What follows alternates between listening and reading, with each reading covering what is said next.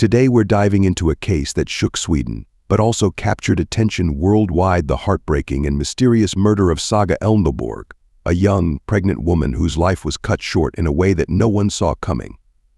This case is complex, emotional, and has left many people wondering, how did this happen? So grab a seat, because we're going to break it down together. Saga Elneborg was a bright, kind woman in her 20s. She was 7 months pregnant and excited to be a mother for the first time. She was in a relationship with a 21-year-old named Mohamedamin Ibrahim, or Amin for short. But what seemed like a hopeful future quickly turned dark. Saga's friends and family described her as full of life, always smiling, and ready to take on motherhood. But despite this joyful time, there were signs of trouble behind the scenes, especially when it came to her relationship with Amin. Amin and Saga had been together for about 2 years, but Amin had kept their relationship and Saga's pregnancy a secret from his family. This is where things get complicated. Amin's family had moved to Sweden as refugees from Somalia, and they were Muslim, while Saga and her family were Christians. Amin feared his family wouldn't accept Saga, especially with the pregnancy. In fact, Amin had pressured Saga to get an abortion, but she was determined to keep the baby, even if it meant raising him alone. Despite his initial resistance, Amin eventually moved in with Saga. But Saga's mom, Melissa, noticed some red flags. She'd only met Amin 3 times in 2 years, and there were rumors that he might have been seeing other women. One particularly disturbing claim was that Amin had asked another woman, Diana, to kick Saga in the stomach to cause a miscarriage. Although Amin denied it, this conversation would later become important in the investigation. On April 28, 2023, Saga's mom, Melissa, had left their apartment to give the couple some privacy. That night was supposed to be a big moment for Amin. He was finally going to tell his family about Saga and the baby. But when Melissa returned the next day, everything changed. When Melissa came back, she noticed something strange. The door was unlocked, which was unusual because Saga always locked it.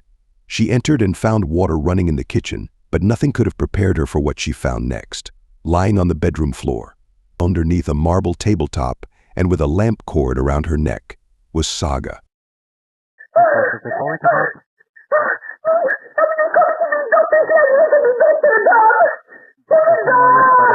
Vilken kommun ringer ni ifrån? Vilken adress är ni på? Kungsgatan 36B. Är hon vaken? Nej, hon hade det här i 3 timmar. Hon är helt stel. Hon låg med lampan. Hur gammal är hon? Ta det lugnt.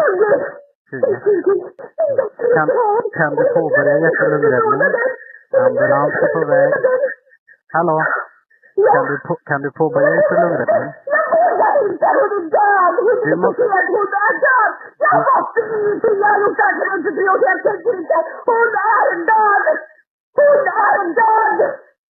Ambulans är på väg till dig.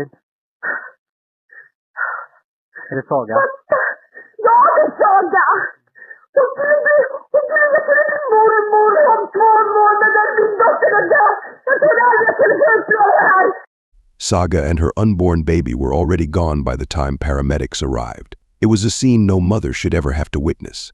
From the beginning, police treated this as a homicide. Saga had injuries around her neck and face, and DNA was collected from her clothing and under her nails.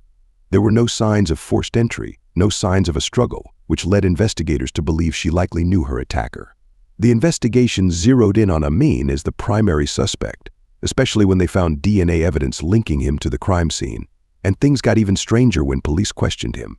Instead of expressing concern about Saga, Amin acted calm, even joking with the officers.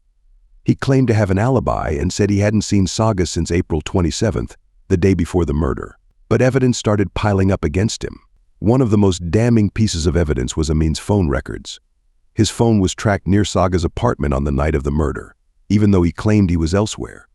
There was also a significant gap where his phone wasn't being used from around midnight to 3, the same window when the murder likely occurred.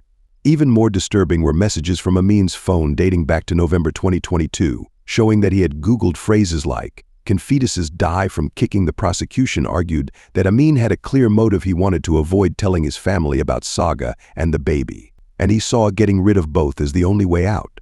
The trial was intense, drawing a lot of public attention in Sweden. The prosecution laid out a strong case against Amin.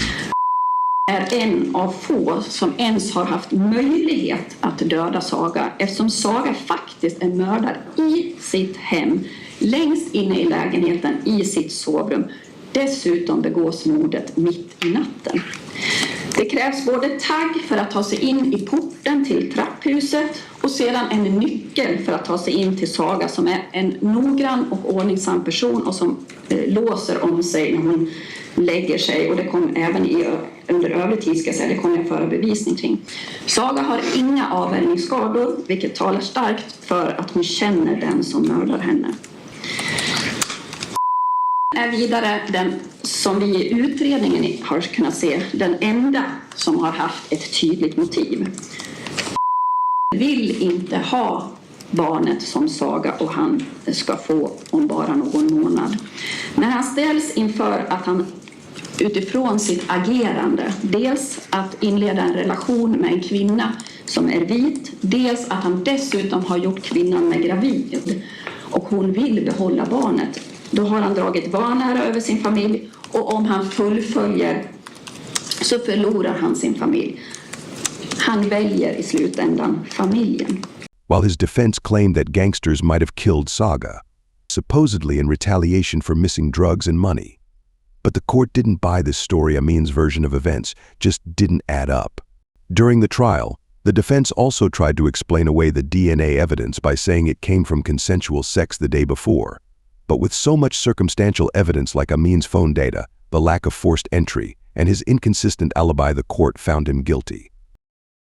On June 5, 2024, Mohamedamin Ibrahim was sentenced to life in prison for the murder of Saga Elneborg and their unborn child. While justice may have been served, it doesn't bring back Saga or the future she was so excited to have. This case is a tragic reminder of how hidden struggles in a relationship can escalate into something truly horrific. Saga was excited to be a mother, and her life was stolen from her by someone she loved. It's a heartbreaking story that still leaves many questions. But one thing is for sure, Saga didn't deserve this.